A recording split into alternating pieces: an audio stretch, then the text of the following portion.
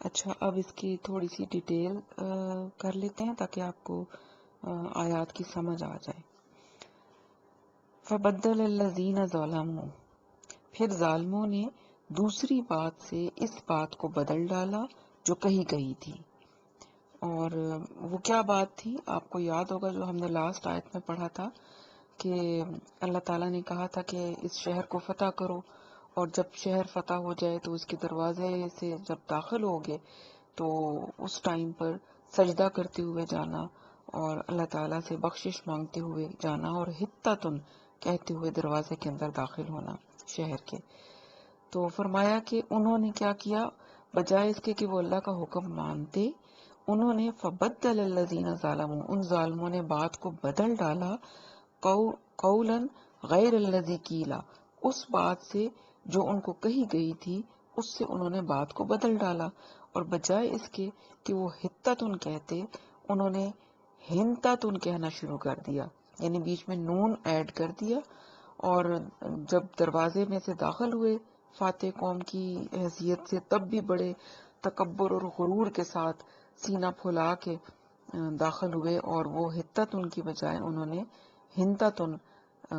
کہنا شروع کر دیا۔ جیسے کہ آپ نے پہلے بھی پڑھا ہے، جیسے یہود کی عادت تھی کہ وہ الفاظ کو تھوڑا ہیر پھیر کے بدل کے بات کرتے تھے، کہ جس ایسا لفظ استعمال کرتے تھے کہ اگر کوئی پوچھے تو ان کو کہیں کہ نہیں، ہم نے تو یہی کہا تھا، آپ کو سننے میں غلطی ہوئی ہے، جیسے ایمبیگوس ورڈز ہوتے ہیں،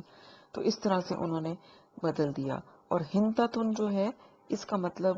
تھا کہ ہمیں کچھ گندم چاہیے، اس طرح کی کچھ دنیاوی چیزوں کے بارے میں انہوں نے بات کی، اور بجائے اس کے کہ اللہ تعالیٰ سے مغفرت مانگتے، لہٰذا انہوں نے اللہ کی نافرمانی کی۔ تو اس نافرمانی کی وجہ سے پھر ان پر اللہ تعالیٰ نے عذاب بھیجا، اور آگے آ رہا ہے فَأَنزَلْنَا عَلَى الَّذِينَ ظَلَمُوا، پھر ہم نے اتارا ان ظالموں پر رجزن عذاب من السماء آسمان سے، بما کانوا یفسقون اس وجہ سے کہ انہوں نے نافرمانی کی تھی۔ اور روایات میں آتا ہے کہ ان کے اوپر طاعون کا عذاب آیا تھا، اور بڑا ہی سخت عذاب تھا، اور اس سے جو تھے تقریباً 70,000 کے قریب جو یہودی تھے وہ مر گئے تھے اس عذاب کی وجہ سے، اور اس نافرمانی کی وجہ سے ان پر یہ عذاب آیا تھا۔ پھر اگلی آیت ہے، اور وَإِذِ اسْتَسْقَىٰ، اور جب پانی مانگا موسیٰ نے لِقَوْمِهِ اپنی قوم کے لیے، فَقُلْنَا تو ہم نے کہا، اللہ تعالیٰ فرماتے ہیں کہ ہم نے کہا، اضرب بعصاک الحجر، مارو اپنا عصا پتھر کے اوپر، فانفجرت پھر پھوٹ پڑی، منہ اس پتھر سے، اثنتا عشرۃ عینا 12 چشمے، قد علما کل اناس اور تحقیق جان لیا ہر ایک قوم نے، مشربہم اپنا چشمہ۔ اب جیسے آپ نے پہلے پڑھا کہ اللہ نے ان کے لیے سائے کا بندوبست بھی کر دیا، ان کی خوراک کا بندوبست بھی کر دیا، من اور سلوہ اتارا، اب پیچھے رہ گیا پانی، کہ ان کے پاس پانی بھی نہیں تھا پینے کو، ظاہر صحرا میں تھے، وہاں پانی کہاں سے آنا تھا، اور سمندر سے آئے تھے، اور اس سائڈ پہ بھی کافی آگے صحرا میں آ گئے تھے، تو دریا کا پانی بھی اس طرح سے استعمال نہیں ہو سکتا تھا۔ تو انہوں نے کہا حضرت موسیٰ سے کہ بھی آپ اپنے رب سے مانگے ہمارے لیے پانی۔ تو حضرت موسیٰ نے پھر اللہ پاک سے دعا کی، تو اللہ تعالیٰ نے فرمایا، وہاں پر ایک بہت بڑی سی چٹان تھی، تو اللہ نے فرمایا کہ اس چٹان کے اوپر آپ اپنا عصا ماریں۔ تو جب حضرت موسیٰ نے اپنا عصا اس چٹان کے اوپر مارا تو اس میں سے 12 چشمے نکل آئے۔ 12 چشمے اس لیے نکلے کہ جو یہود تھے ان کے 12 قبیلے تھے، تو پھر ہر قبیلے نے اپنا اپنا چشمہ اس میں سے چن لیا،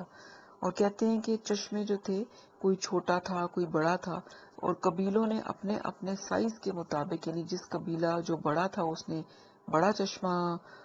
لے لیا، اور جو چھوٹا قبیلہ تھا اس نے چھوٹا چشمہ لے لیا، اور اس طرح سے کلو اناس، ہر ایک قبیلے ہر ایک قوم نے اپنا اپنا چشمہ جو تھا وہ چن لیا، اور وہ اس سے پانی پیتے تھے۔ پھر اللہ تعالیٰ نے فرمایا کہ تم کھاؤ، کلو کھاؤ، وشربو اور پیو، من رزق اللہ، اللہ کے رزق میں سے، ولا تاسو، اور نہ پھرو، فی الارض، زمین میں، مفسدین، فساد پھیلاتے۔ تو اللہ تعالیٰ نے فرمایا کہ اللہ نے تمہیں جو رزق دیا ہے اس میں سے کھاؤ پیو، سکون کے ساتھ اپنی زندگی گزارو، لیکن زمین کے اندر فساد مت پھیلاؤ۔ تو اس لیے اسی فساد کو روکنے کے لیے ہی ان کے 12 چشمے بنائے گئے تھے، تاکہ وہ ہر قوم جو ہے وہ اپنا اپنا چشمہ فکس کر لے اور ان میں پانی کے اوپر لڑائی جھگڑا نہ ہو۔ تو اللہ تعالیٰ نے کو لڑائی جھگڑا فساد یہ پسند نہیں ہے، اس لیے اللہ نے فرمایا کہ زمین میں فساد مت کرو اور اپنا اپنا رزق جو اللہ نے تمہیں دیا ہے وہ کھاؤ پیو۔ ٹھیک ہے جی، تو یہاں تک ہماری یہ 2 آیات پوری ہو گئی۔ سبحانک اللہم و بحمدک، نشہد ان لا الہ الا انت، نستغفرک و نتوب الیک۔ السلام علیکم۔